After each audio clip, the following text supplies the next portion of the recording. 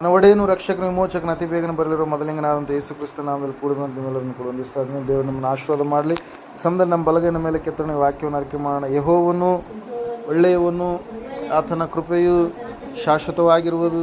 ಯೆಹೋವನು ಒಳ್ಳೆಯವನು, ಆತನ ಕೃಪೆಯು ಶಾಶ್ವತವಾಗಿರುವುದು. ಯೆಹೋವನು ಒಳ್ಳೆಯವನು, ಆತನ ಕೃಪೆಯು ಶಾಶ್ವತವಾಗಿರುವುದು. ಆಮೇನ್, ಆಮೇನ್, ಆಮೇನ್. ಹಲ್ಲೆಲೂಯಾ. ಕೈ ಸಮಯದಲ್ಲಿ ನೇರವಾಗಿ ನಾವು ದೇವರ ವಾಕ್ಯದ ಕಡೆ ಹೋಗೋಣ. ಹೋದ ವಾರ ನಾವು ಒಂದು ವಾಕ್ಯವನ್ನು ಧ್ಯಾನ ಮಾಡಿದ್ವಿ. ಆ ವಾಕ್ಯ ಏನಾಗಿತ್ತು, ಯಾರಾದ್ರೂ ನೆನಪು ಮಾಡ್ತೀರಾ? ಯಾವ ವಿಷಯದ ಕುರಿತಾಗಿ ಪರಿಶುದ್ಧಾತ್ಮ ದೇವರು ನಮ್ಮ ಸಂಗಡ ಮಾತಾಡಿದ್ರು? Hallelujah, praise the Lord. ಎಲ್ಲ ನೆನಪಿಟ್ಕೊಂಡಿರ್ತೀವಿ, ವಾಕ್ಯನ ಮಾತ್ರ ಮರೆತು ಬಿಡ್ತೀವಿ. Hallelujah, praise the Lord. ಊರಗಳ ಸುದ್ದಿ, ಕೆರೆಗಳ ಸುದ್ದಿ, ಆ ಮನೆ ಸುದ್ದಿ, ಈ ಮನೆ ಸುದ್ದಿ, ಬೆಂಗಳೂರು ಸುದ್ದಿ, ಡೆಲ್ಲಿ ಸುದ್ದಿ, ಅಮೇರಿಕ ಸುದ್ದಿ ಎಲ್ಲವೂ ಕೂಡ ಗೊತ್ತಿರ್ತಾವ. ದೇವ್ರ ವಾಕ್ಯವನ್ನು ಮಾತ್ರ ನಾವು ಏನು ಮಾಡಿಬಿಡ್ತೀವಿ, ಮರೆತು ಬಿಡ್ತೀವಿ. ಹಲ್ಲೆಲೂಯಾ. ದೇವ್ರ ವಾಕ್ಯವನ್ನು ಮರೆಯೋದ್ರಿಂದನೇ ಏನಂತ ಹೇಳುತ್ತೆ ವಾಕ್ಯ, ಅವರು ಯೇಸು ಕ್ರಿಸ್ತನ ಯಜ್ಞದ ಕುರಿಯಾದ ತನ್ನ ರಕ್ತದಿಂದಲೂ ದೇವರ ವಾಕ್ಯದ ಬಲದಿಂದಲೂ ಸೈತಾನನನ್ನು ಜಯಿಸಿದ್ರಂತೆ. ಹಲ್ಲೆಲೂಯಾ. ಇವತ್ತಿನ ದಿವಸದಲ್ಲಿ ಅನೇಕ ವಿಶ್ವಾಸಿಗಳಲ್ಲಿ ದೇವರ ವಾಕ್ಯದ ಬಲ ಇರಲಾರ್ದ ಕಾರಣಕ್ಕಾಗಿ ಅನೇಕರು ಬಿದ್ದು ಹೋಗುವಂಥದ್ದನ್ನು ನಾವು ನೋಡ್ತಾ ಇದ್ದೇವೆ. ಪ್ರೇಯರ್. Hallelujah, praise Lord. ದೇವರ ಬಲವುಳ್ಳವರಾಗಿ ನಾವು ಜೀವಿಸುವಂಥವರಾಗಿ ಇರಬೇಕು. ದೇವರ ವಾಕ್ಯದ ಬಲವುಳ್ಳವರಾಗಿ ಜೀವಿಸುವಂಥವ್ರು ನಾವು ಆಗಿರಬೇಕು. ಈ ಸಮಯದಲ್ಲಿ ನೇರವಾಗಿ ದೇವರ ವಾಕ್ಯದ ಕಡೆಗೆ ಹೋಗೋಣ. ಸತ್ಯವೇದದಲ್ಲಿ ಪ್ರಾರಂಭದಿಂದಲೂ ಕೂಡ ಎರಡು ಶಕ್ತಿಗಳು ಕೆಲಸ ಮಾಡ್ತಾ ಇದ್ದಾವೆ. ಪ್ರೇಯರ್. ಹಲ್ಲೆಲೂಯಾ. ಒಂದು ದೇವರ ಶಕ್ತಿ ಆದರೆ ಇನ್ನೊಂದು ದುಷ್ಟ ಶಕ್ತಿ ಎಂಬುದಾಗಿ. ಮನುಷ್ಯರನ್ನು ಯಾವಾಗಲೂ ಕೂಡ ನೀತಿವಂತರನ್ನಾಗಿ, ಒಳ್ಳೆಯವರನ್ನಾಗಿ, ರಕ್ಷಣೆಯ ಮಾರ್ಗದಲ್ಲಿ ಇರಿಸಬೇಕೆಂಬುದಾಗಿ ದೇವರು ತಾಪತ್ರಯ ಪಡ್ತಾ ಇದ್ದರೆ, ಇನ್ನೊಂದು ದುಷ್ಟಶಕ್ತಿ ಮನುಷ್ಯರನ್ನು ಅನೀತಿವಂತರನ್ನಾಗಿ, ದುಷ್ಟರನ್ನಾಗಿ, ಪಾಪಿಷ್ಟರನ್ನಾಗಿ, ಅವರನ್ನು ಸಂಪೂರ್ಣವಾಗಿ ಒಂದು ಶಿಕ್ಷೆಯ ಮಾರ್ಗದಲ್ಲಿ ನಡೆಸಬೇಕಂತೇಳಿ ಸೈತಾನನು ಏನು ಮಾಡ್ತಾ ಇರ್ತಾನೆ, ಹೊಂಚು ಆಗ್ತಾ ಇರ್ತಾನೆ, ಕಾಯ್ತಾ ಇರ್ತಾನೆ. ಪ್ರೇರೆ. ಹಲ್ಲೆಲೂಯಾ. ಪ್ರೇರೆ. ಇವತ್ತಿನ ದಿವಸ ನಾವು ಧ್ಯಾನ ಮಾಡ್ಲಿಕ್ಕೆ ಹೋಗ್ತಾ ಇದ್ದೇವೆ. ನೀತಿವಂತರು ಅಂದರೆ ಯಾರು? ಆ ನೀತಿವಂತರು ಯಾವ ರೀತಿಯಾಗಿ ಆಶೀರ್ವದಿಸಲ್ಪಡ್ತಾರೆ, ಶಿಷ್ಟರು ಎಂಬುದಾಗಿ, ನೀತಿವಂತರು ಎಂಬುದಾಗಿ ಪ್ರತ್ಯೇಕವಾಗಿ ಸತ್ಯವೇದ ಯಾರನ್ನು ಕರಿತಾ ಇದ್ದಾರೆ? ಆತನನ್ನು, ಸೃಷ್ಟಿಕರ್ತನಾದಂಥ ದೇವರನ್ನು ನಂಬಿದಂಥ ಮಕ್ಕಳನ್ನು. ಪ್ರೇರೆ. ಹಲ್ಲೆಲೂಯಾ. ನೀತಿ ಯಾರಲ್ಲಿ ಇರುತ್ತೋ, ಯಾರು ಯೇಸು ಕ್ರಿಸ್ತನನ್ನು ನಂಬಿದವರಾಗಿರ್ತಾರೋ ಅವರೊಳಗಡೆ ನೀತಿ ಎನ್ನುವಂಥದ್ದು ಏನಾಗುತ್ತಂತೆ, ಪ್ರವೇಶವಾಗುತ್ತೆ. ಸೃಷ್ಟಿಕರ್ತನಾದಂಥ ದೇವರಿಗೆ ವಿಧೇಯತೆ ಉಳ್ಳವರಾಗಿ ಯಾರು ನಡೆದುಕೊಳ್ಳುವವರಾಗಿರ್ತಾರೋ, ಆತನಿಗೆ ಸಂಪೂರ್ಣವಾಗಿ ಮೆಚ್ಚುಗೆಯಾಗಿ ಯಾರು ಜೀವಿಸುವಂಥವರಾಗಿರ್ತಾರೋ ಅವರಲ್ಲಿ ನೀತಿ ಎನ್ನುವಂಥದ್ದು ಏನಾಗುತ್ತೆ, ಪ್ರವೇಶ ಮಾಡುತ್ತೆ. ಪ್ರಿಯರು. ಈ ಲೋಕದ ಯಾವ ಅನೀತಿಯ ಕಾರ್ಯಗಳು ಅವರ ಒಳಗಡೆ ಬರೋದಕ್ಕೆ ಆ ನೀತಿಯನ್ನು ಮಾಡುತ್ತೆ, ಅಡ್ಡ ಮಾಡುತ್ತೆ. ಪ್ರಿಯರು. ಯಾಕಂದರೆ ಅವರೊಳಗಡೆ ಒಳ್ಳೆಯದಿರುವುದ ಕಾರಣಕ್ಕಾಗಿ ಕೆಟ್ಟದ್ದು ಎನ್ನುವಂಥದ್ದು ಅವರ ಸಮೀಪಕ್ಕೆ ಏನು ಮಾಡೋದಿಲ್ಲ, ಬರೋದಕ್ಕೆ ಆಸ್ಪದಿಲ್ಲ. ಇಲ್ಲಿ ನಾವು ನೋಡ್ತಾ ಇದ್ದೇವೆ, ಆ ನೀತಿಯನ್ನು ನಾವು ಹೊಂದಿಕೊಳ್ಳುವಾಗ ನಮ್ಮನ್ನು ದೇವರ ವಾಕ್ಯ ಕರೆಯುತ್ತೆ, ನಾವು ದೇವರ ಮಕ್ಕಳಾಗ್ತೀವಿ, ನಾವು ನೀತಿವಂತರು ಎಂಬುದಾಗಿ. ಹಲ್ಲೆಲೂಯಾ. ಅನೇಕ ಜನರನ್ನು ನಾವು ನೋಡ್ತಾ ಇರ್ತೀವಿ, ನೀತಿವಂತರು ಎಂಬುದಾಗಿ ಬಾಯಿ ಮೂಲಕ ಹೇಳ್ತಾರೆ, ಆದರೆ ಅವರ ಭಕ್ತಿಯ ಜೀವಿತ ದೇವರಿಗೆ ಸಂಪೂರ್ಣವಾಗಿ ವಿರುದ್ಧವಾದಂಥ ರೀತಿಯಲ್ಲಿ ಇರುತ್ತೆ. ಪ್ರಿಯರೇ. ಒಳ್ಳೆಯವರು ಇರ್ತಾರೆ ಈ ಲೋಕದಲ್ಲಿ, ಆದರೆ ದೇವರಿಂದ ಆಗುವಂಥ, ಅಂದರೆ ಯೇಸು ಕ್ರಿಸ್ತನನ್ನು ನಂಬುವುದರಿಂದ ಆಗುವಂಥ ನೀತಿಯನ್ನು ಅನೇಕರು ಸಂಪಾದನೆ ಮಾಡಿಕೊಳ್ಳಲಾರದೆ ಹೋಗ್ತಾ ಇದ್ದಾರೆ. ಪ್ರಿಯರಲ್ಲಿ. ನಾವು ನೋಡ್ತಾ ಇದ್ದೇವೆ, ನೀತಿವಂತರಿಗೆ ಬರುವಂಥ ಆಶೀರ್ವಾದಗಳಾದರೂ ಏನು? ಹಲ್ಲೆಲೂಯಾ. ಜ್ಞಾನೋಕ್ತಿಗಳ ಪುಸ್ತಕದಲ್ಲಿ ಅನೇಕ ಸಾರಿ ಇದರ ಕುರಿತಾಗಿ ಸತ್ಯವೇದದಲ್ಲಿ ನಾವು ನೋಡ್ತಾ ಇದ್ದೇವೆ. ಇದರ ಕುರಿತಾಗಿ ಸ್ಪಷ್ಟವಾಗಿ ಜ್ಞಾನಿಯಾದಂಥ ಸೊಲೊಮೋನನು ಶಿಷ್ಟರಿಗೂ ದುಷ್ಟರಿಗೂ ಇರ್ತಕ್ಕಂಥ ವ್ಯತ್ಯಾಸ ಏನು ಎಂಬುದಾಗಿ ಆತನ ಏನು ಮಾಡ್ತಾ ಇದ್ದಾನೆ, ಲೇಖನೆ ಪಡಿಸ್ತಾ ಇದ್ದಾನೆ. ಪ್ರೇರೆ. ಸತ್ಯವೇದದಲ್ಲಿ ನಾವು ನೋಡುವಾಗ ಜ್ಞಾನೋಕ್ತಿಗಳ ಪುಸ್ತಕ 12ನೇ ಅಧ್ಯಾಯ 3ನೇ ವಚನದಲ್ಲಿ ಸತ್ಯವೇದ ಈ ರೀತಿಯಾಗಿ ಹೇಳುತ್ತೆ, a man will not be established by wickedness but the root of the righteous will not be shaken ಎಂಬುದಾಗಿ. ಹಲ್ಲೆಲೂಯಾ. ಯಾವನು ದುಷ್ಟತನದಿಂದ ಸ್ಥಿರನಾಗನು, ಶಿಷ್ಟನು ಯಾವಾಗಲೂ ದೃಢ ಮೂಲನೇ ಎಂಬುದಾಗಿ. ಸ್ಥಿರತೆ ಎನ್ನುವಂಥದ್ದು ಯಾರಲ್ಲಿ ಇರುತ್ತಂತ್ರಿ? ನೀತಿವಂತನಲ್ಲಿ. ಹೆಂಗಿರುತ್ತಂತೆ? ಅವರು ದೃಢವಾದಂಥ ಕಟ್ಟಡದೋಪಾದಿಯಲ್ಲಿ ಜೀವಿಸುವಂಥವರು ಆಗಿರ್ತಾರೆ. ಅವರು ಅಲ್ಲಾಡದ ಹಾಗೆ ಭಕ್ತಿಯ ಜೀವಿತವನ್ನು ಕಟ್ಟಿಕೊಂಡಂಥವರು ಆಗಿರ್ತಾರೆ. ಗಾಳಿ ಬರಲಿ, ಮಳೆ ಬರಲಿ, ಭಯಂಕರವಾದಂಥ ತುಫಾನು ಬರಲಿ, ಆದರೆ ಅವರನ್ನು ಭಕ್ತಿಯ ಜೀವಿತದಿಂದ ಯಾರು ಕೂಡ ಅಲ್ಲಾಡಿಸೋದಕ್ಕೆ ಸಾಧ್ಯ ಆಗೋದಿಲ್ಲ. ದೇವ್ರ ವಾಕ್ಯದಲ್ಲಿ ನಾವು ನೋಡ್ತಾ ಇದ್ದೇವೆ, ಆತನು ಬೇರು ಎಂಬುವಂಥದ್ದು ಏನಾಗಿರುತ್ತೆ ರೀ, ಸ್ಟ್ರಾಂಗ್ ಆಗಿರುತ್ತೆ, ಆಳವಾದಂಥ ಬೇರುಳ್ಳಂಥ ಭಕ್ತಿಯನ್ನು ಮಾಡುವಂಥ ವ್ಯಕ್ತಿಯಾಗಿರ್ತಾನೆ ಪ್ರಿಯರೇ. Hallelujah.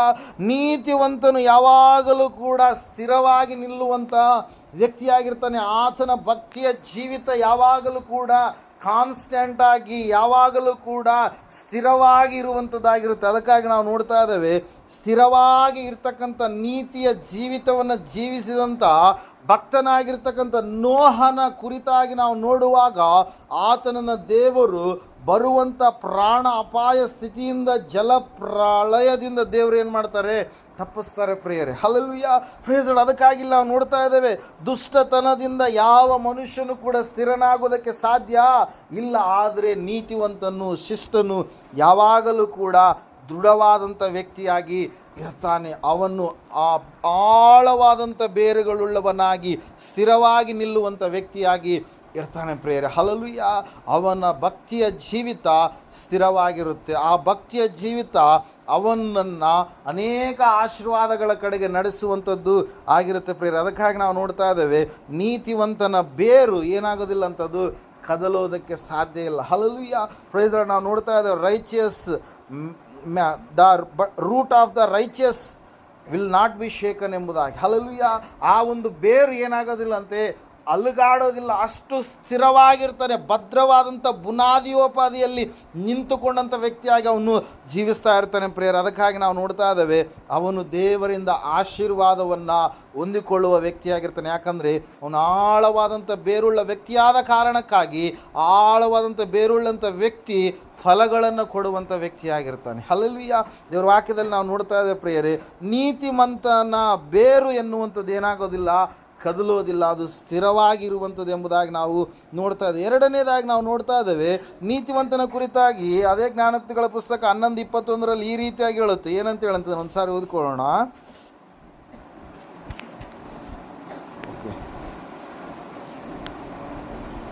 Though hand join in hand, the wicked will not be unpunished, but the offspring of the righteous will be rescued ಎಂಬುದಾಗಿ. ಹಲ್ಲೆಲೂಯಾ.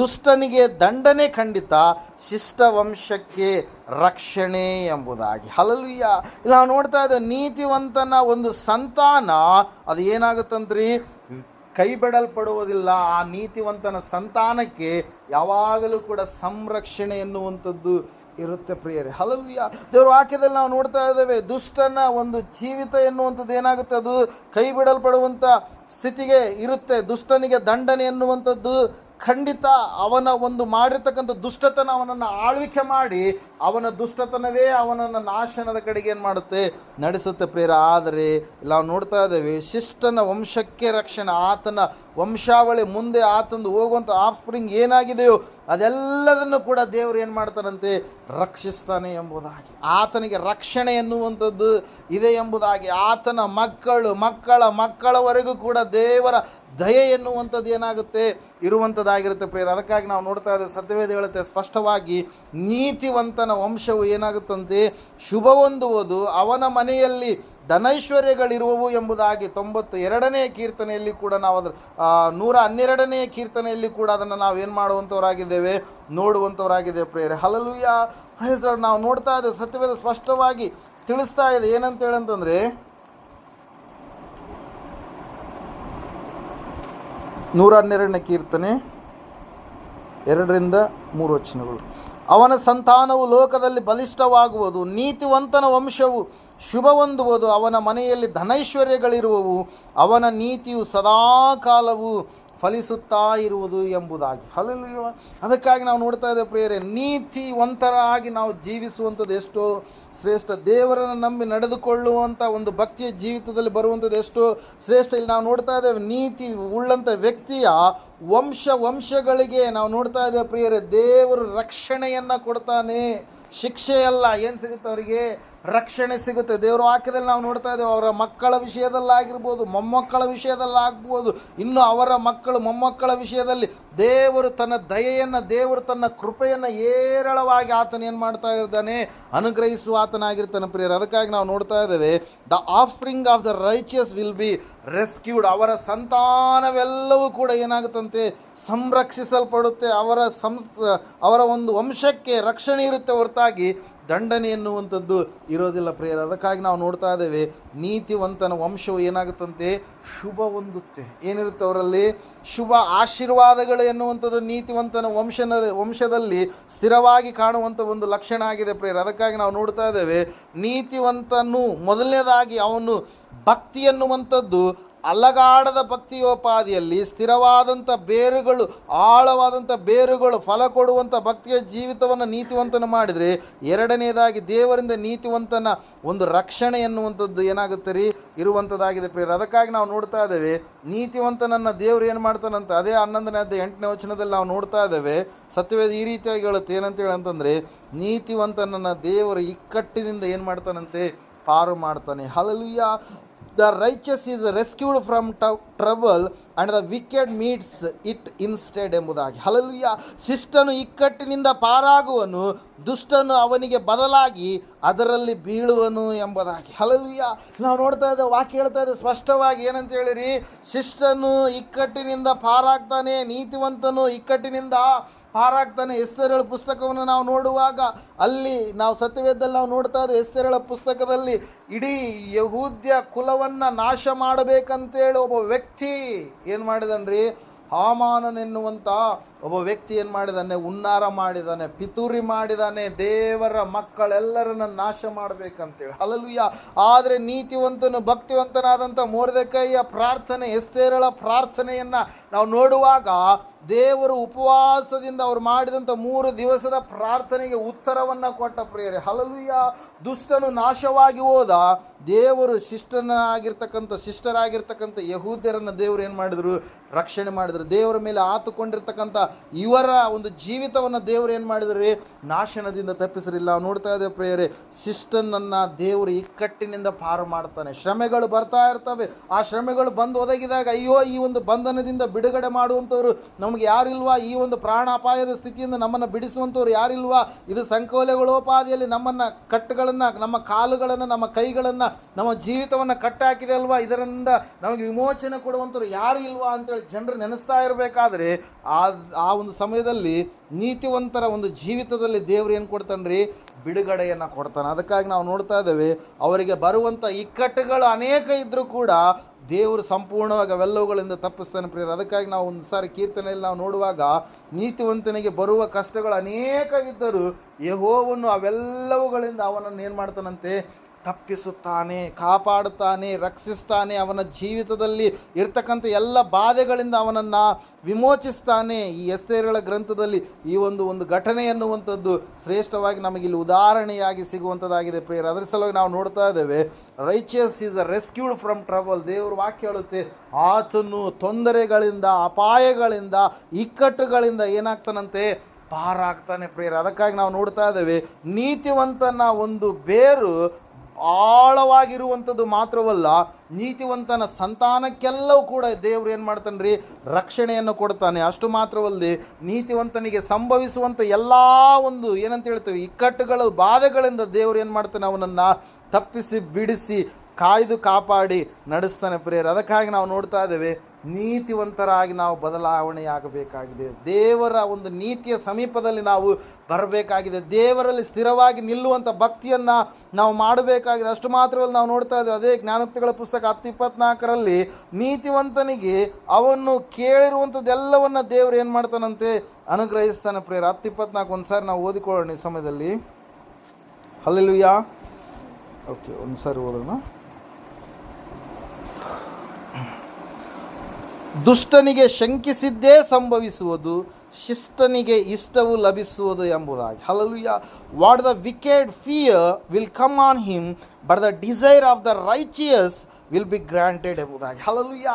ರೈಚಸ್ ಅಂದರೆ ನೀತಿವಂತನು ಯಾವುದನ್ನು ಅಪೇಕ್ಷೆ ಪಡ್ತಾ ಇರ್ತಾನೋ, ನೀತಿವಂತನು ಯಾವುದನ್ನು ಬೇಕು ಎಂಬುದಾಗಿ ಸಂಪೂರ್ಣವಾಗಿ ಕೇಳುವವನಾಗಿರ್ತಾನೋ, ಅವನ ಇಷ್ಟಾಭಿಲಾಷೆ ಯಾವುದಾಗಿರುತ್ತೋ ದೇವರು ಅದನ್ನು ಏನು ಮಾಡ್ತಾನಂತೆ, ನೆರವೇರಿಸ್ತಾನೆ ಪ್ರಿಯರೇ. ಹಲ್ಲೆಲೂಯಾ. ದೇವ್ರ ವಾಕ್ಯದಲ್ಲಿ ನಾವು ನೋಡ್ತಾ ಇದ್ದೇವೆ, ಸ್ಪಷ್ಟವಾಗಿ ಹೇಳ್ತಾ ಇದೆ. ಏನಂತ ಹೇಳಂತಂದ್ರೆ, ಆ ನೀತಿವಂತನು ಅವನು ಇಷ್ಟಪಟ್ಟಿದ್ದನ್ನು ದೇವ್ರು ಏನು ಮಾಡ್ತಾನೆ, ಅವನಿಗೆ ಅನುಗ್ರಹ ಮಾಡ್ತಾನೆ. ಆದರೆ ದುಷ್ಟನಿಗೆ ಏನಾಗುತ್ತಂತೆ, ಅವನು ಶಂಕಿಸಿದ್ದು ಏನಾಗುತ್ತಂತೆ, ದುಷ್ಟನಿಗೆ ಸಂಭವಿಸುತ್ತೆ ಪ್ರಿಯರೇ. 37ನೇ ಕೀರ್ತನೆ 4ನೇ ವಚನದಲ್ಲಿ ನಾವು ನೋಡುವಾಗ ಸತ್ಯವೇದದಲ್ಲಿ ಈ ರೀತಿಯಾಗಿ ನಾವು ನೋಡ್ತಾ ಇದ್ದೇವೆ. ಸತ್ಯವೇದ ಈ ರೀತಿಯಾಗಿ ಹೇಳುತ್ತೆ. ಒಂದ್ಸಾರಿ ಓದಿಕೊಳ್ಳೋಣ.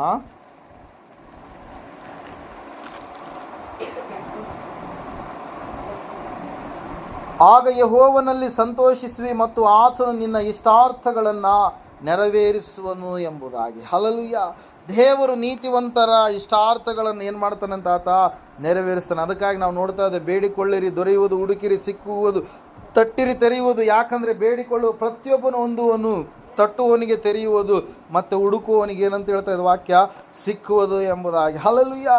ಪ್ರೈಸ್. ಅದಕ್ಕಾಗಿ ನಾವು ನೋಡ್ತಾ ಇದ್ದೇವೆ, the desire of the righteous will be granted. What he has asked in the name of God, the God will granted all what he desired. Hallelujah. ಅವನು ಯಾವುದನ್ನು ಬೇಕು ಎಂಬುದಾಗಿ ಅವನು ಇಷ್ಟಾಭಿಲಾಷೆಗಳನ್ನು ದೇವರ ಮುಂದೆ ಹೇಳಿಕೊಳ್ತಾನೋ, ದೇವರು ಅವೆಲ್ಲವುಗಳನ್ನು ಏನು ಮಾಡ್ತಾನಂತರಿ, ಒದಗಿಸಿ ಕೊಡ್ತಾನೆ ಪ್ರೇಯರ್. ಅದಕ್ಕಾಗಿ ನಾವು ನೋಡ್ತಾ ಇದ್ದೇವೆ, righteous person will be blessed in all his ways. Hallelujah. ಆತನ ಎಲ್ಲ ಮಾರ್ಗಗಳ ವಿಷಯದಲ್ಲಿ ನೀತಿವಂತನನ್ನು ದೇವರು ಏನು ಮಾಡ್ತಾನೆ ರೀ, ಆಶೀರ್ವಾದ ಮಾಡ್ತಾನೆ ಪ್ರೇಯರ್. ನಾವು ನೋಡ್ತಾ ಇದ್ದೇವೆ, ನೀತಿವಂತನ್ನು ಆಶಿಸುವಂಥದ್ದನ್ನು ದೇವರು ಏನು ಮಾಡ್ತಾನೆ, ಒದಗಿಸಿ ಕೊಡ್ತಾನೆ ಪ್ರೇಯರ್. ಹಲ್ಲೆಲೂಯಾ. ಪ್ರೇಸ್. ದೇವರು ತನ್ನ ಮಕ್ಕಳು ನೀತಿವಂತರಾಗಿ ಇರುವಾಗ, ನೀತಿವಂತನಾದಂಥ ಆ ದೇವರಿಗೆ ಅವರು ಮೊರೆ ಇಡುವಾಗ, ಅವರ ಇಷ್ಟಾಭಿಲಾಷೆಗಳೆಲ್ಲವನ್ನು ದೇವರು ಏನು ಮಾಡ್ತಾನೆ, ನೆರವೇರಿಸ್ತಾನೆ ಪ್ರೇಯರ್. ಅದಕ್ಕಾಗಿ ಕಲ್ಲು ಕೊಡುವಂಥ ನಿನ್ನ ಒಬ್ಬ ತಂದೆ ತನ್ನ ಮಗನು ತಂದೆ ಬಳಿಯಲ್ಲಿ ಕೇಳಿದಂಥ ಸಮಯದಲ್ಲಿ ತಂದೆ ರೊಟ್ಟಿಯನ್ನು ಕೊಡ್ತಾನೆ ಹೊರತಾಗಿ ಕಲ್ಲನ್ನು ಕೊಡುವುದಿಲ್ಲ. ಹಲ್ಲೆಲೂಯಾ. ಮೀನನ್ನು ಕೊಡ್ತಾನೆ ಹೊರತಾಗಿ ಹಾವು ಚೇಳನ್ನು ಕೊಡುವುದಿಲ್ಲ. ಇಷ್ಟು ಕೆಟ್ಟವರಾದ ನೀವೇ, ಸ್ವಲ್ಪ ಹೊತ್ತು ಒಳ್ಳೆಯವರಾಗಿರ್ತೀರಿ, ಸ್ವಲ್ಪ ಹೊತ್ತು ಕೆಟ್ಟವರಾದ ನೀವೇ ಈ ರೀತಿಯಾಗಿ ನಿಮ್ಮ ಮಕ್ಕಳ ಮೇಲೆ ಕರುಳು ಉಳ್ಳವರಾಗಿರುವಂಥ ಪಕ್ಷದಲ್ಲಿ ಯಾವಾಗಲೂ ಕೂಡ ಒಳ್ಳೆಯವನಾಗಿರುವಂಥ, ಯಾವಾಗಲೂ ಕೂಡ ನೀತಿವಂತನಾಗಿರ್ತಕ್ಕಂಥ ದೇವರು ತನ್ನನ್ನು ಕೂಗುವವರ ಪಕ್ಷದಲ್ಲಿ ಯಾವಾಗಲೂ ಕೂಡ ಆತನು ಕೊಡುವಾತನೇ ಆಗಿದ್ದಾನೆ ಪ್ರಿಯರೇ. ಹಲ್ಲೆಲೂಯಾ.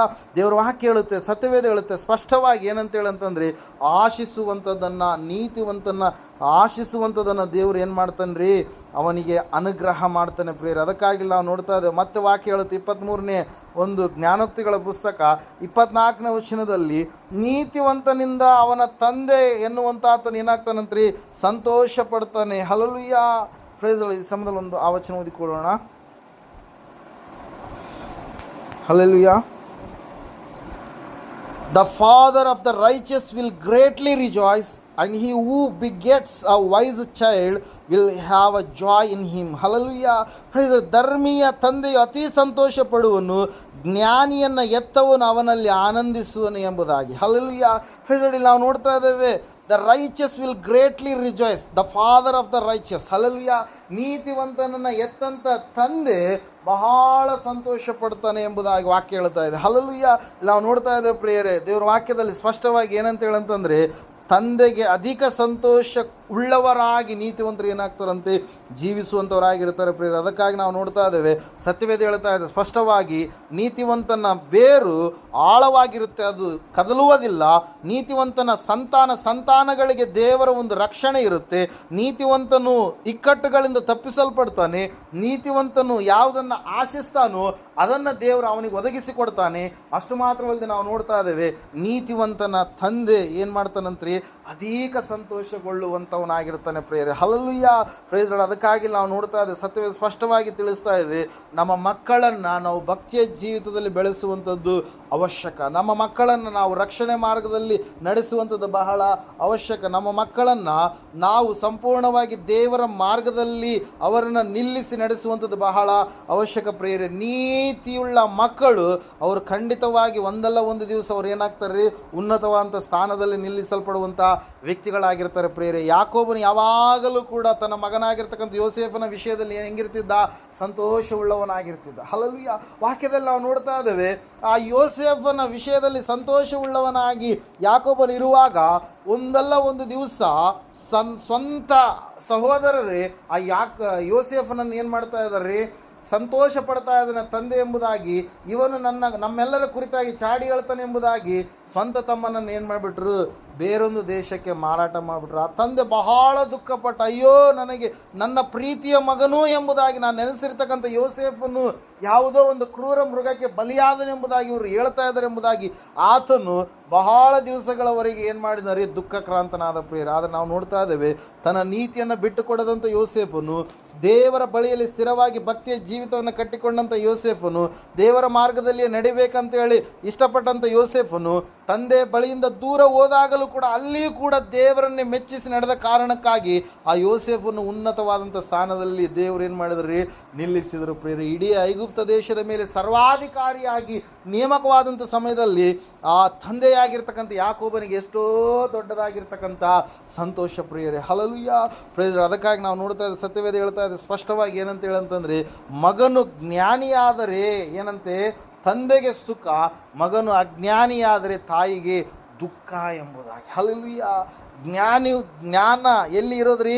ಈ ದೇವರಲ್ಲಿ ಜ್ಞಾನ ಇರೋದು. ದೈವಿಕವಾದಂಥ ಜ್ಞಾನವನ್ನು ನಾವು ಸಂಪಾದನೆ ಮಾಡಿಕೊಳ್ಬೇಕು. ಅದಕ್ಕಾಗಿ ಸತ್ಯವೇದದಲ್ಲಿ ನಾವು ನೋಡ್ತಾ ಇದ್ದೇವೆ, ಆ ಜ್ಞಾನವೇ ಯೇಸು ಕ್ರಿಸ್ತನಾಗಿದ್ದಾನೆಂಬುದಾಗಿ ಮೊದಲನೇ ಕೊರಿಂಥದವರಿಗೆ ಬರೆದ ಪತ್ರಿಕೆ 1ನೇ ಅಧ್ಯಾಯದಲ್ಲಿ ನಾವು ಅದರ ಕುರಿತಾಗಿ ನೋಡ್ತಾ ಇರ್ತೇವೆ ಪ್ರಿಯರೇ. ಹಲ್ಲೆಲೂಯಾ.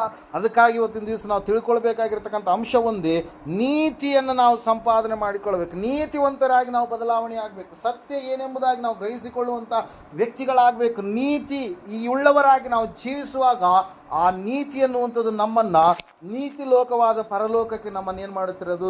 ನಡೆಸುವಂಥದ್ದಾಗಿದೆ ಪ್ರಿಯರೇ. ಮೊದಲನೇದಾಗಿ ನಾವು ನೋಡಿದ್ವಿ, ನೀತಿವಂತನ ಬೇರು ಏನಾಗೋದಿಲ್ಲ? ಅದು ಕದಲುವುದಿಲ್ಲ, ಆಳವಾಗಿರುತ್ತೆ. ಅವನು ದೃಢವಾಗಿ ನಿಲ್ತಾನೆ, ದೇವರ ಆಶೀರ್ವಾದಕ್ಕೆ ಪಾತ್ರನಾಗ್ತಾನೆ. ನೀತಿವಂತನ ಸಂತಾನಗಳಿಗೂ ಕೂಡ ದೇವರು ಏನು ಕೊಡ್ತಾನ್ರಿ? ಆ ಸಂರಕ್ಷಣೆಯನ್ನು ಕೊಡ್ತಾನೆ. ಅಷ್ಟು ಮಾತ್ರವಲ್ಲದೆ ನಾವು ನೋಡಿದವರಾಗಿದ್ದೇವೆ, ನೀತಿವಂತನನ್ನು ಬಲು ಇಕ್ಕಟ್ಟುಗಳಿಂದ, ಉಪದ್ರವಗಳಿಂದ ದೇವರು ಏನು ಮಾಡ್ತಾನಂತೆ?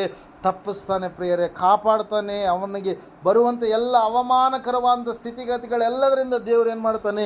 ಬಿಡಿಸ್ತಾನೆ. ಅಷ್ಟು ಮಾತ್ರವಲ್ಲದೆ ನೀತಿವಂತನ ಪ್ರಾರ್ಥನೆ ಅದು ಬಹಳ ವಿಜ್ಞಾಪನೆಯುಳ್ಳ ಪ್ರಾರ್ಥನೆ. ನೀತಿವಂತನ ಒಂದು ಆಶಿಸಿರುವಂಥದ್ದನ್ನು ದೇವರು ಏನು ಮಾಡ್ತಾನೆ? ಆತನಿಗೆ ಅನುಗ್ರಹ ಮಾಡ್ತಾನೆ. ಅಷ್ಟು ಮಾತ್ರವಲ್ಲದೆ ನಾವು ನೋಡ್ತಾ ಇದ್ದೇವೆ, ನೀತಿವಂತನು ತಂದೆಗೆ ಅಧಿಕ ಸಂತೋಷವನ್ನು ಉಂಟು ಮಾಡುವಂಥ ವ್ಯಕ್ತಿಯಾಗಿ ಇರ್ತಾನೆ ಪ್ರಿಯರೇ. ಆ ನೀತಿಯನ್ನು ನಾವು ಏನು ಮಾಡಬೇಕು? ನಮ್ಮಲ್ಲಿ ಧರಿಸಿಕೊಳ್ಳುವಂಥವರಾಗಬೇಕು. ನಿಮ್ಮ ಆತ್ಮಿಕ ತಂದೆ ತಾಯಿಗಳು ಯಾರಿದ್ದಾರೋ, ನಿಮಗೋಸ್ಕರವಾಗಿ ಪ್ರಾರ್ಥಿಸುವಂಥ, ನಿಮಗೋಸ್ಕರವಾಗಿ ಚಿಂತಿಸುವಂಥ, ನಿಮ್ಮ ಒಂದು ಆತ್ಮಿಕ ಏಳಿಗೆಯನ್ನು ಬಯಸುವಂಥ ದೈವ ಸೇವಕರು ನಿಮ್ಮ ಆತ್ಮಿಕ ತಂದೆ ತಾಯಿಗಳು ಯಾರಿದ್ದಾರೋ ಅವರಿಗೂ ಕೂಡ ನೀವು ಹೆಂಗಿರ್ಬೇಕಂತ್ರಿ? ಸಂಪೂರ್ಣವಾಗಿ ಹೆಂಗಿರ್ಬೇಕಂತೆ? ಏನಂತ ಹೇಳ್ತಾ ಇದ್ದ ವಾಕ್ಯ? ನೀವು ಭಕ್ತಿಯ ಜೀವಿತವನ್ನು ಕಟ್ಟಿಕೊಂಡು ನೀತಿಯಲ್ಲಿ ನಡೆಯುವಂಥವ್ರು ಆಗಬೇಕು. ಆವಾಗ ಅವರು ನಿಮ್ಮ ನೀತಿಯನ್ನು ನೋಡಿ ಏನು ಮಾಡ್ತಾರೆ? ಅವರು ಸಂತೋಷ ಪಡ್ತಾರೆ. ಹಲ್ಲೆಲೂಯಾ. ಅಂದರೆ ಏನ್ರಿ? ಕೆಟ್ಟದ್ರ ಕಡೆಗೆ ಹೋಗದೆ, ಕೆಟ್ಟ ದುರ್ಚಟಗಳು, ದುರ್ಭಾಷೆಗಳು, ದುಷ್ಟ ಸಾಂಗತ್ಯಗಳ ಕಡೆಗೆ ಹೋಗದೆ ದೇವರ ಮಾರ್ಗದಲ್ಲಿ ಸ್ಥಿರವಾಗಿ ನೀವು ನಿಲ್ಲುವಾಗ ನಿಮ್ಮ ಆತ್ಮಿಕ ತಂದೆ ತಾಯಿಗಳು ಅವ್ರು ಏನು ಮಾಡ್ತಾರೆ ರೀ? ಸಂತೋಷ ಪಡ್ತಾರೆ ಪ್ರಿಯರೇ. ಹಲ್ಲೆಲೂಯಾ. ಪ್ರಿಯರೇ, ಅದಕ್ಕಾಗಿ ನಾವು ನೋಡ್ತಾ ಇದ್ದೇವೆ ಈ 5 ಲಕ್ಷಣಗಳನ್ನು ಈ ವಾರ ನಾವು ನೋಡಿದ್ದೇವೆ. ಇನ್ನೂ ಉಳಿದಿರ್ತಕ್ಕಂಥ 5 ಲಕ್ಷಣಗಳನ್ನು ನಾವು ಮುಂದಿನ ವಾರ ನೋಡೋಣ. ಈ ಸಮಯದಲ್ಲಿ ನಾವೆಲ್ಲರೂ ನಿಂತ್ಕೊಳ್ಳೋಣ, ಪ್ರಾರ್ಥನೆ ಮಾಡೋಣ. ದೇವರಿಂದ ಆಗುವ ನೀತಿ ಯಾವುದೆಂದರೆ, ಯೇಸು ಕ್ರಿಸ್ತನನ್ನು ನಂಬುವುದರಿಂದಲೇ ನಂಬುವವರೆಲ್ಲರಿಗೂ ಕೂಡ ದೊರಕುವಂಥದ್ದು ಎಂಬುದಾಗಿ ಸತ್ಯವೇದದಲ್ಲಿ ನಾವು ನೋಡುವ ಹಾಗೆ ಸಹೋದರ ಸಹೋದರಿ, ಈ ಸಮಯದಲ್ಲಿ ನೀತಿಯುಳ್ಳ ಮಕ್ಕಳಾಗಿ ನಾವು ಜೀವಿಸುವುದಕ್ಕಾಗಿ ಕರೆಯಲ್ಪಟ್ಟಿದ್ದೇವೆ. ರೋಮಾಪುರದವರೆಗೂ ಬರೆದ ಪತ್ರಿಕೆ 3ನೇ ಅಧ್ಯಾಯದಲ್ಲಿ ಸಂಪೂರ್ಣವಾಗಿ ವಾಕ್ಯ ಈ ರೀತಿಯಾಗಿ ಹೇಳುತ್ತೆ. 3ನೇ ಅಧ್ಯಾಯ 22ನೇ ವಚನ, ದೇವರಿಂದ ಆಗುವ ಆ ನೀತಿ ಯಾವುದೆಂದರೆ ಯೇಸು ಕ್ರಿಸ್ತನನ್ನು ನಂಬುವುದರಿಂದಲೇ ನಂಬುವವರೆಲ್ಲರಿಗೆ ದೊರಕುವಂಥದ್ದು ಎಂಬುದಾಗಿ. ಹಲ್ಲೆಲೂಯಾ. ಯೇಸುವನ್ನು ನಂಬುವಾಗ ನೀನು ನೀತಿವಂತನಾಗ್ತೀಯಾ? ಯೇಸುವನ್ನು ನಂಬುವಾಗ ನೀನು ಶಿಷ್ಟನಾಗಿ ಬದಲಾವಣೆ ಆಗ್ತೀಯಾ? ನಿನ್ನ ಪಾಪಗಳು ತೊಳೆಯಲ್ಪಡ್ತವೆ. ನಿನ್ನ ಜೀವಿತ ಭಕ್ತಿಯ ಜೀವಿತ ಬೆಳಗುವಂಥ ಜೀವಿತವಾಗಿ ಕಾಣಿಸಿಕೊಳ್ಳುತ್ತೀವಿ. ಸಮಯದಲ್ಲಿ ನಾವು ಪ್ರಾರ್ಥನೆ ಮಾಡೋಣ. ನೀತಿವಂತರು ಅವರು ಆಳವಾದಂಥ ಬೇರುಗಳುಳ್ಳವರಾಗಿ ಕದಲಲಾರದ ಭಕ್ತಿಯ ಜೀವಿತವನ್ನು ಮಾಡುವವರಾಗಿರ್ತಾರೆ. ನೀತಿವಂತರನ್ನು ದೇವರು ಅವರ ವಂಶಗಳನ್ನು ದೇವರು ಆಶೀರ್ವಾದ ಮಾಡ್ತಾನೆ, ಸಂರಕ್ಷಿಸ್ತಾನೆ. ನೀತಿವಂತರು ಮಾಡಿದಂಥ ಪ್ರಾರ್ಥನೆಗಳು, ಅವರು ಆಶಿಸಿರುವಂಥದ್ದನ್ನು ದೇವರು ಒದಗಿಸಿಕೊಡ್ತಾರೆ. ನೀತಿವಂತರಿಗೆ ಸಂಭವಿಸುವ ಕಷ್ಟಗಳಲ್ಲೆಲ್ಲ ದೇವರವರಿಗೆ ವಿಮೋಚನೆ, ಬಿಡುಗಡೆಯನ್ನು ದಯಪಾಲಿಸ್ತಾರೆ. ನೀತಿವಂತನು ಅವನ ತಂದೆಯನ್ನು ಅವನು ಸಂತೋಷಪಡಿಸುವ ವ್ಯಕ್ತಿಯಾಗಿರ್ತಾನೆ ಎಂಬುದಾಗಿ ಸಹೋದರ ಸಹೋದರಿಯೇ, ಈ ಸಮಯದಲ್ಲಿ ನಮ್ಮ ಜೀವಿತ ಯಾವ ರೀತಿಯಾಗಿದೆ? ಕ್ರಿಸ್ತನ ನೀತಿ ನಮ್ಮಲ್ಲಿ ಕಾಣಿಸ್ತಾ ಇದೆಯಾ? ದೇವರನ್ನು ಮೆಚ್ಚಿಸುವ ಮಕ್ಕಳಾಗಿ ನಾವು ಜೀವಿಸ್ತಾ ಇದ್ದೀವಾ? ನಮ್ಮ ಭಕ್ತಿ ಯಾವ ರೀತಿಯಾಗಿ? ಒಂದು ಸಾರಿ ನಮ್ಮ ಜೀವಿತವನ್ನು ನಾವು ಪರೀಕ್ಷೆ ಮಾಡಿಕೊಳ್ಳೋಣ. ಒಂದು ವೇಳೆ ಅನೀತಿ ಯಾವುದಾದ್ರೂ ಇದ್ದರೆ ಅದೆಲ್ಲ ನಮ್ಮ ಜೀವಿತದಿಂದ ನಾವು ತೊಲಗಿಸಿಕೊಳ್ಳೋಣ. ಭಕ್ತಿಯ ಜೀವಿತವನ್ನು ಕಟ್ಟಿಕೊಳ್ಳೋಣ. ಮಹೋನ್ನತರು ಮಹಾಪರಿಶುದ್ಧನಾದ ಮಹಾದೇವರು ನಿಮಗೆ ಸ್ತೋತ್ರಗಳಪ್ಪ. ಕೇಳಿದಂಥ ವಾಕ್ಯ ಬಿತ್ತಿದಂಥ ಬೀಜ 100ರಷ್ಟು ಫಲ ಕೊಡುವ ಹಾಗೆ ದೇವರೇ ಸ್ವಾಮಿ, ನೀನು ಹೇಳಿದೆಯಪ್ಪ, ನೀತಿವಂತನು ಶಿಷ್ಟನು ಈ ರೀತಿಯಾಗಿ ಅಭಿವೃದ್ಧಿ ಹೊಂದುವನೆಂಬುದಾಗಿ. ಹೌದು ಕರ್ತನೆ, ಸ್ವಾಮಿ ದೇವರೇ, ನಾವು ನಿನ್ನಲ್ಲಿ ನೀತಿವಂತರಾಗಿ ಜೀವಿಸಲಿಕ್ಕೆ ಆಗುವಂಥ ಸಹಾಯ ಮಾಡಿ ನಡೆಸಪ್ಪ. ಹೌದು ಕರ್ತನೆ, ಈ ಲೋಕದಲ್ಲಿ ಸ್ವಾಮಿ ಅನೇಕವಾದಂಥ ಪಾಪದ ಕಾರ್ಯಗಳು, ಶಾಪದ ಕಾರ್ಯಗಳು, ನಿನ್ನಿಂದ ದೂರವಾಗುವಂಥ ಅನೇಕ ಕೆಟ್ಟ ಆಟಗಳು, ದುರ್ಚಟಗಳು ಸ್ವಾಮಿ ಇದಾವಪ್ಪ ದೇವರ. ಯಾವುಗಳಿಂದ ನಾವು ಮಲಿನವಾಗದ ಹಾಗೆ ನಮ್ಮ ಭಕ್ತಿಯ ಜೀವಿತವನ್ನು ನಾವು ಸಂಪೂರ್ಣವಾಗಿ ನಿನ್ನಲ್ಲಿ ಕಟ್ಟಿಕೊಳ್ಳುವಂತೆ ಸಹಾಯ ಮಾಡಿ ನಡೆಸಪ್ಪ. ನೀನು ಹೇಳಿದೆಯಪ್ಪ, ನೀತಿವಂತನ ಬೇರು ಅವನದು ಕದಲುವುದಿಲ್ಲ ಎಂಬುದಾಗಿ, ನೀತಿವಂತನ ವಂಶ ಅವನಿಗೆ ಶುಭ ಹೊಂದುವುದು ಎಂಬುದಾಗಿ, ನೀತಿವಂತನಿಗೆ ಸಂರಕ್ಷಣೆ ಅವನ ಮಕ್ಕಳವರೆಗೂ ಕೂಡ 1000 ತಲೆಗಳವರೆಗೆ ದಯ ತೋರಿಸುವ ಆತ ನೀನು ಆಗಿರ್ತೀಯ ಎಂಬುದಾಗಿ. ಕರ್ತನೆ ದೇವರೇ, ನೀತಿವಂತನ ಜೀವಿತವನ್ನು ಇಕ್ಕಟ್ಟಿನಿಂದ ನಾನು ತಪ್ಪಿಸ್ತೀನಿ ಎಂಬುದಾಗಿ ನೀನು ಭಾಷೆ ಕೊಟ್ಟಿದೆಯಪ್ಪ. ನೀತಿವಂತನನ್ನು ಕರ್ತನೆ ಸ್ವಾಮಿ ಅವನ ತಂದೆಯನ್ನು ಸಂತೋಷಪಡಿಸುವನೆಂಬುದಾಗಿ ನೀನು ಹೇಳಿದೆಯಪ್ಪ. ದೇವರೇ, ಆ ಎಲ್ಲ ಲಕ್ಷಣಗಳು ನಮ್ಮಲ್ಲಿ ಕಾಣಿಸಿಕೊಳ್ಳುವ ಹಾಗೆ ಸಹಾಯ ಮಾಡಿ ನಡೆಸಪ್ಪ. ದೇವರೇ, ನೀನು ಹೇಳಿದಂಥ ಈ ಮಾತುಗಳಿಗಾಗಿ ಸ್ತೋತ್ರ, ತೋರಿಸಿದಂಥ ಸ್ವಾಮಿ ನಿನ್ನ ವಾಕ್ಯಗಳಿಗಾಗಿ ಸ್ತೋತ್ರಪ್ಪ. ಭಕ್ತಿಯ ಜೀವಿತದಲ್ಲಿ ಸ್ಥಿರವಾಗಿ ನಿಲ್ಲುವಂತೆ ಸಹಾಯ ಮಾಡಿ ನಡೆಸು. ಲೋಕವನ್ನಾಗಲಿ, ಲೋಕದ ಕಾರ್ಯಗಳನ್ನಾಗಲಿ ನೋಡದೆ, ಯಾವುದೇ ವ್ಯರ್ಥ ಸಂಪ್ರದಾಯ ಪದ್ಧತಿಗಳನ್ನು ಸ್ವಾಮಿ ಕರ್ತನೆ ಹಿಂಬಾಲಿಸದೆ, ನಿನ್ನನ್ನೇ ಹಿಂಬಾಲಿಸಿ ನಡೆಯುವ ಮಕ್ಕಳಾಗುವಂತೆ, ನಿನ್ನ ಶಿಷ್ಯತ್ವದಲ್ಲಿ ಸ್ಥಿರವಾಗಿ ನಿಲ್ಲಲಿಕ್ಕಾಗುವಂತೆ ನಮ್ಮೆಲ್ಲರನ್ನು ಅಣಿಗೊಳಿಸಿ ನಡೆಸಿ ಮಹಿಮೆ ಹೊಂದುತ್ತಾ ಬರಬೇಕೆಂಬುದಾಗಿ ಯೇಸು ಕ್ರಿಸ್ತನ ನಾಮದಲ್ಲಿ ಕುಟುಂಬದಲ್ಲಿ ಇರ್ತಕ್ಕಂಥ ಆಳ್ವಿಕೆ ಮಾಡುವಂಥ ಎಲ್ಲ ಸೈತಾನನ ದುರಾತ್ಮ ಶಕ್ತಿ ಸಮೂಹಗಳನ್ನು, ಎಲ್ಲ ಅನಾರೋಗ್ಯ ಅಶುದ್ಧ ಆತ್ಮಗಳನ್ನು ಯೇಸುವಿನ ನಾಮದಲ್ಲಿ ಲಯಪಡಿಸಿ ಅದ್ಭುತವಾಗಿ ಸ್ವಾಮಿ ಕುಟುಂಬದಲ್ಲೆಲ್ಲ ಕರ್ತನೆ ಬಂದಿರತಕ್ಕಂಥ ಇವರೆಲ್ಲರ ಜೀವಿತದಲ್ಲೆಲ್ಲ ಸ್ವಾತಂತ್ರ್ಯ, ಬಿಡುಗಡೆಯನ್ನು, ಸ್ವಸ್ಥತೆಯನ್ನು, ಸಮಾಧಾನ, ಶಾಂತಿ, ಆರೋಗ್ಯ, ವಿಮೋಚನೆಯನ್ನು ನೀವು ಒದಗಿಸಿಕೊಟ್ಟಿದ್ದಕ್ಕಾಗಿ ನಿಮಗೆ ಅನಂತ ಕೃತಜ್ಞತೆ ಸ್ತೋತ್ರಗಳನ್ನು ಸಲ್ಲಿಸುತ್ತಾ ಯೇಸುವಿನ ನಾಮದಲ್ಲಿ ಬೇಡರ್ಪಿಸೊಂದಿದ್ದೇವೆ ಪರಮ ತಂದೆ. ಆಮೇಲೆ ನಮ್ಮ ತಂದೆಯಾದ ದೇವರ ಶಾಶ್ವತವಾದ ಪ್ರೀತಿ, ಕುಮಾರನಾಗಿ ಬಂದರು ಯೇಸು ಕ್ರಿಸ್ತನ ಶಾಶ್ವತವಾದ ಕೃಪೆ, ಪರಿಶುದ್ಧಾತ್ಮ ದೇವರ ಶಾಶ್ವತವಾದ ಅನುನ್ನತಿ, ನಡೆಸುವಿಕೆ, ಅಲಂಕರಿಸುವಿಕೆ, ಬಲಪಡಿಸುವಿಕೆ, ಕೂಡಿ ಬಂದಿರತಕ್ಕಂಥ ಇವರ ಸಂಘದಲ್ಲೂ, ಸಕಲ ಸದ್ಭಕ್ತರ ಸಂಘದಲ್ಲೂ, ಪ್ರಪಂಚದ ಎಲ್ಲ ಮನುಷ್ಯರ ಸಂಘದಲ್ಲೂ ಸದಾಕಾಲ ನೆಲೆಯಾಗಿರಲಿ ಸ್ವಾಮಿ. ಆಮೇನ್.